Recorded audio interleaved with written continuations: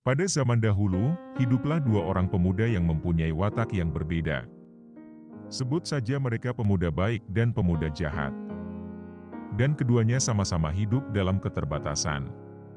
Namun bedanya, pemuda baik adalah sosok pekerja keras yang selalu membagi rezeki dan sering berbuat baik membantu kepada si pemuda jahat. Sementara pemuda jahat kerjaannya di rumah cuma hanya bermalas-malasan saja, dan tak pernah mau bekerja keras seperti pemuda baik. Ketika malam, mereka berdua sedang duduk santai, dan berbincang seperti biasa di depan rumah sambil memikirkan masa depannya masing-masing. Pada obrolannya si pemuda jahat mengaku jika kini sudah bosan dalam keterbatasan secara finansial. Bahkan ia sedang berpikir bagaimana caranya untuk mendapatkan uang banyak dalam waktu singkat dan hidup enak serba tercukupi. Tanpa berpikir lama, si pemuda jahat langsung mengusulkan untuk mengajak si pemuda baik supaya mau membantu aksinya. Yaitu merampok sebuah kereta upeti milik kerajaan yang selalu lewat di depan rumah mereka setiap malam.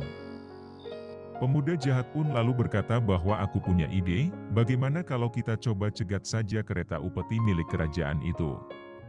Siapa tahu mereka mau menyerahkan sebagian harta mereka kepada kita? Ajak si pemuda jahat yang berniat sekali untuk merampok kereta milik kerajaan itu. Dan saat itu si pemuda baik pun menolak ajakannya, dan memberikan arahan nasihat yang baik buat pemuda jahat itu. Aku tidak mau, lebih baik kamu bekerja daripada membuang waktu buat melakukan kejahatan seperti itu. Jawab si pemuda baik sambil menatap wajah si pemuda jahat dengan serius. Dan memang benar, pada malam itu tak lama kemudian, kereta upeti milik kerajaan pun lewat di depan rumah mereka. Dan saat itu mereka berdua langsung dibuat kaget dan penasaran, karena seperti ada suara benda yang terjatuh dari kereta milik kerajaan saat lewat depan rumah mereka. Wah, apa itu? Sepertinya ada benda yang terjatuh dari kereta. Apakah kamu dengar? Kata si pemuda jahat sambil terus memperhatikan kereta kerajaan lewat. Dan mereka akhirnya segera beranjak dari teras rumahnya, untuk melihat benda yang terjatuh mirip karung besar dari kereta kerajaan. Dan si pemuda baik lalu berteriak, berusaha memanggil para prajurit kerajaan yang sedang mengawal, dengan maksud untuk memberitahu jika ada barangnya yang terjatuh. Kala itu si pemuda jahat yang mendengar teriakan si pemuda baik karena berniat untuk memberitahu para prajurit kerajaan, dirinya merasa kesal dan mengatakan kepolosannya pada si pemuda baik itu. Ah, kamu polos banget bro. Jelas-jelas ini adalah rezeki kita, ucap si pemuda jahat sambil menunjukkan wajah ketus dan sangat kesal. Si pemuda jahat yang semakin kesal sambil membawa karung ke dalam rumah, dirinya langsung pergi ke dapur. Dan rupanya ia mengambil sebuah pisau untuk melakukan tindakan kriminalnya buat menghabisi nyawa sahabat baiknya. Dan itu ternyata benar saja, bahwa si pemuda jahat langsung menusukkan pisaunya ke sahabat baiknya dari belakang. Dan tusukan itu pun berhasil mengenai punggungnya yang kala itu sahabat baiknya, sedang membungkus karung yang berisi koin emas untuk dikembalikan lagi kepada kerajaan. Dan si pemuda baik itu pun akhirnya langsung tersungkur, dan merasa kesakitan hingga tak sadarkan diri. Melihat hal tersebut, si pemuda jahat itu lalu ketawa dan merasa sangat bahagia sekali. Sudah saatnya aku hidup enak dan menjadi orang kaya berkat koin emas ini, ucapnya.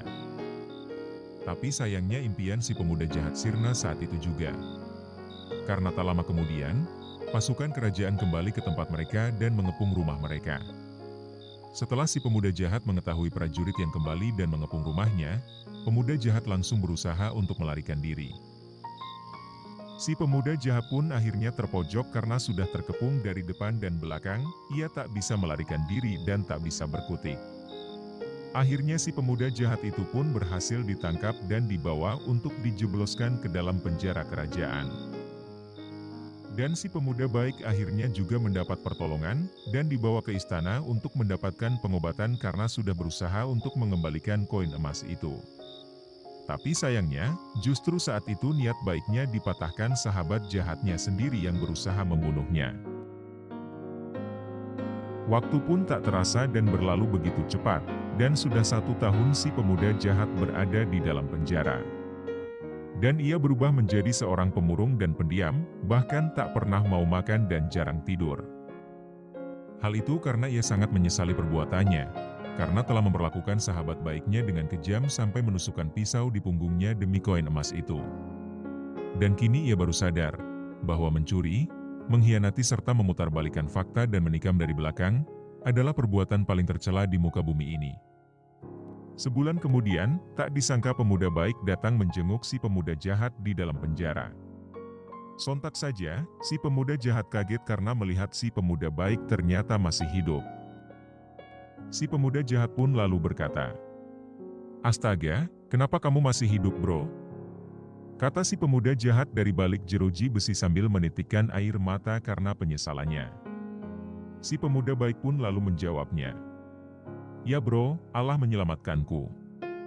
Dan saat itu para prajurit menolong dan membawaku ke istana untuk diobati, sehingga nyawaku dapat tertolong. Tak lama berselang, datanglah beberapa ajudan kerajaan. Rupanya si pemuda baik sudah meminta kepada sang raja supaya si pemuda jahat dimaafkan dan dibebaskan. Berkat permohonan si pemuda baik pada sang raja, permohonan itu pun akhirnya dikabulkan, karena sang raja terkenal sangat bijaksana. Si pemuda jahat pun akhirnya dibebaskan dari hukuman penjaranya, dan pemuda jahat langsung meminta maaf dan menyesali perbuatannya. "Saya minta maaf bro, karena sudah mencoba membunuhmu dengan menusukkan pisau dari belakang. Sekali lagi saya minta maaf gara-gara koin emas dan ingin hidup kaya, sehingga aku jadi gelap mata dan melukaimu bro." Pemuda baik pun lalu menjawabnya, "Sudahlah, yang penting kamu sekarang telah menyesali perbuatan kamu, dan berjanji tidak akan mengulangi kesalahan yang udah pernah kamu lakukan." Dan si pemuda jahat itu pun menganggukkan kepalanya sambil mengusap air mata penyesalannya. Lalu mereka berdua pun meminta kepada ajudan kerajaan untuk diantarkan menemui sang raja kembali meminta maaf. Setelah usai meminta maaf dan tak akan mengulangi lagi, mereka berdua pun pamit dan langsung bergegas kembali pulang ke rumahnya yang dulu pernah mereka tempati bersama.